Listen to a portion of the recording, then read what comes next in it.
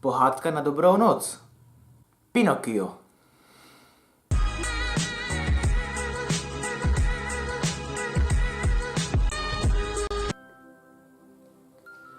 Kdysi dávno si řezbář Geppetto vyřezal neobvyklou loutku a dal jí jméno Pinokio.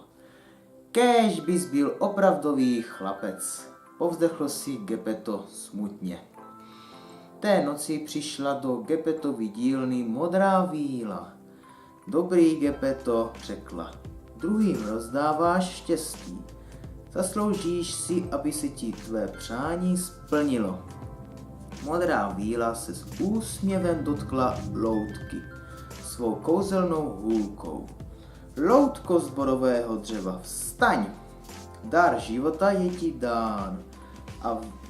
A vdechla loutce život.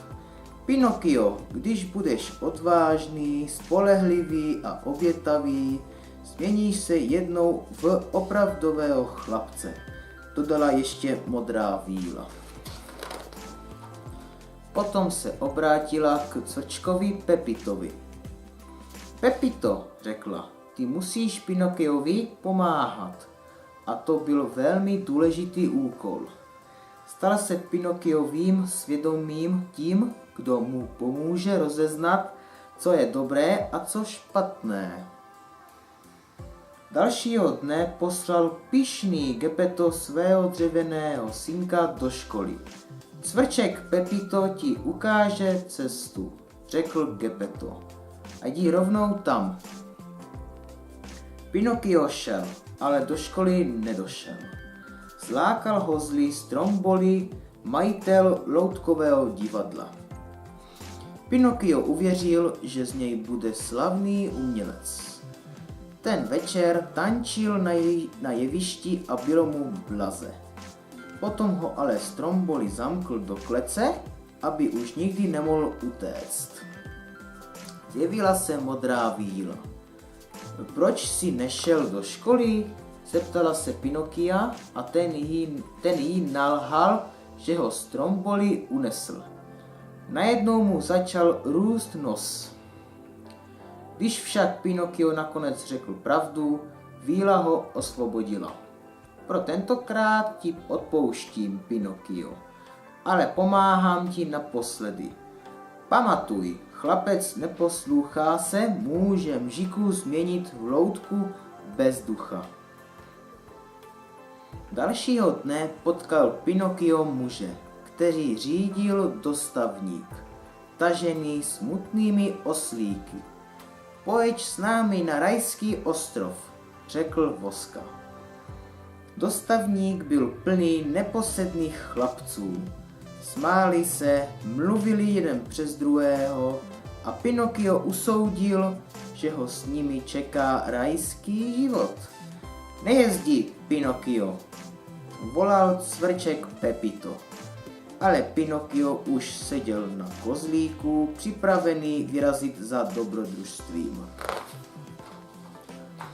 Na rajském ostrově Pinokio a ostatní chlapci zdivočeli a od rána do večera se cpali sladkostmi.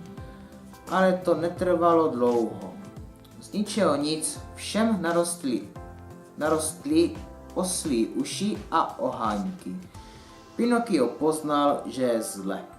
On a cvrček Pepito z rajského ostrova utekli dřív, než mohlo být ještě hůř. Vrátili se domů, ale Geppetta nenašli. Pinokio se začal o svého otce bát. V tomu přinesla holubice krátký dopis.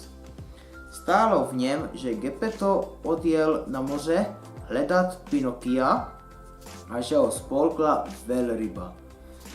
Pinokio se okamžitě vydal na moře a svého otce opravdu našel. V břiše jedné ohromné velryby. Setkání s malým nezbedníkem Geppetta velmi dojalo. Jak se ale u všech všudy dostanou ven, Pinokio dostal nápad.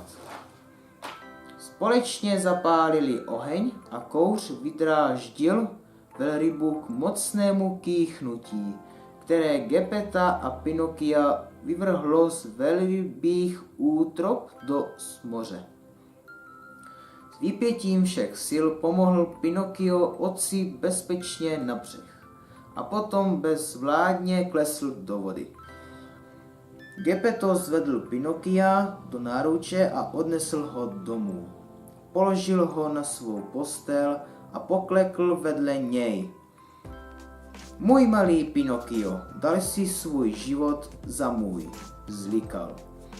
V tom se znovu objevila modrá víla, mávla nad Pinokiem kouzelnou hůlkou a řekla: právě jsi dokázal, že jsi odvážný, spolehlivý i obětavý. Dnes se z tebe stane opravdový chlapec. Procitni, Pinokio, stávej. Cvrček Pepito přihlížel, jak se z něho polepšený přítel probouzí k životu. A byl si jistý, že Geppetto dostane vzorného synka.